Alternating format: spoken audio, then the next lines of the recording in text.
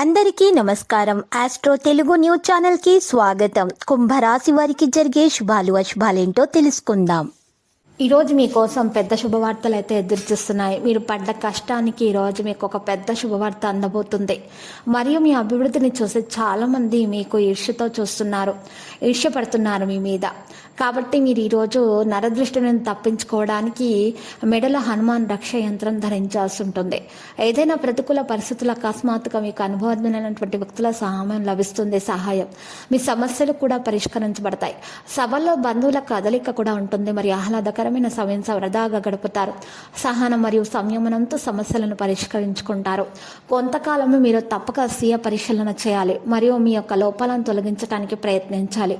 విద్యార్థులు తమ అధ్యయనాలపై దృష్టి పెట్టాలి. అనుభవజ్ఞుల నుండి అది మంచి మార్గదర్శకత్వం తీసుకోవడం ద్వారా విద్యార్థులకు మేలు కలుగుతుంది. అయితే వ్యవస్థలో కొంత మెరుగుదల కూడా ఉంటుంది. ఉద్యోగస్తులు వ్యక్తులు ఉన్నత అధికారులతో సంబంధాన్ని కలిగి ఉండాలి మరియు మీ పనిపై విశ్వాసం మరియు శక్తితో దృష్టి పెట్టాలి. మిమ్మల్ని మీరు రక్షించుకోవడానికి ప్రయత్నించాలి. బీపీ, డయాబెటీస్ మొదలైనటువంటి వాటి యొక్క క్రమం తప్పకుండా తనిఖీ చేయడం కొనసాగించాలి.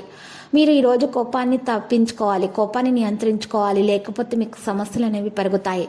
ఈరోజు మీలో మార్పులు అనేవి రావడం జరుగుతుంది. వ్యక్తిగత జీవితం మారవబడుతుంది. మీ వ్యక్తిత్వం కూడా ఈరోజు మంచిగానే సుగంధమైనట్లుంది. మీ జీవిత భాగస్వామి మీకు చాలా మంచి సర్ప్రైజ్ను అందించబోతున్నారు. మీలో ఉన్నటువంటి ప్రేమ పెరిగే సూచనలు కూడా కనిపిస్తున్నాయి. లక్కీ కలర్ చూసినట్లయితే ఆకాశ నీలం, లక్కీ సంఖ్య 55.